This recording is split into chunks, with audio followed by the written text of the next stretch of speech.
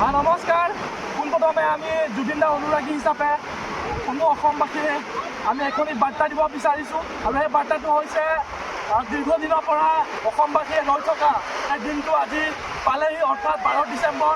আৰু এই 12 ডিচেম্বৰ তাৰিখে অসম চৰকাৰে আজি যি SIT গঠন কৰিছিলে জুবিন দাৰ ন্যায়ৰ সন্দৰ্ভত, সেই ন্যায়ৰ সন্দৰ্ভত আজি SITয়ে আজি চাৰ্জশ্বিট প্ৰদান কৰিব।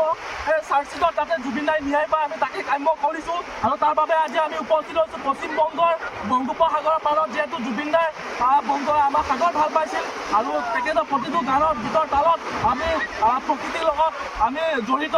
আমি তেনেকুৱা সাগৰ হওক, পাহাৰ হওক, পৰ্বত হওক, আমি তেনেদৰে কিছুমান ৰিলেটেড আমি পাবলৈ সক্ষম হওঁ আৰু তাৰে সোৱাদ বিচাৰি আমিও জুবিন দাই ন্যায় বিচাৰি আজি যিহেতু আমি বংগোপসাগৰৰ পাৰত উপস্থিত হৈছোঁ আৰু অসমবাসীয়ে যি বিচাৰি থকা এই দীৰ্ঘদিনৰ এই সময়টো আজি পালেহি 12 ডিচেম্বৰ জুবিন দাই যাতে ন্যায় পায় আৰু যিসকলে দোষী হিচাপে আজি হ'ব সাব্যস্ত হ'ব সেই দোষীখিনি যাতে শাস্তি প্ৰদান কৰিব লাগে।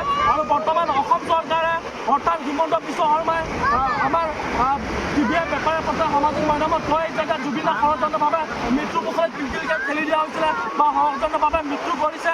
গতিকে এই গোটেইখিনি বস্তু যাতে এক ন্যায়িক পৰ্যন্ত তাৰে ন্যায়িকে কোনো যাতে তাতে গাফিলতি নোহোৱাকৈ যাতে জুবিন দাই ন্যায় প্ৰদান কৰিব লাগে আমি তাকে কাম্য কৰিছোঁ। আৰু সদৌ এখন জাষ্টিছ ফৰ জুবিন দা, জয় Assam, love you Zubeen da, we will miss you, জয় জুবিন দা, জয় জুবিন দা, জয় জুবিন দা।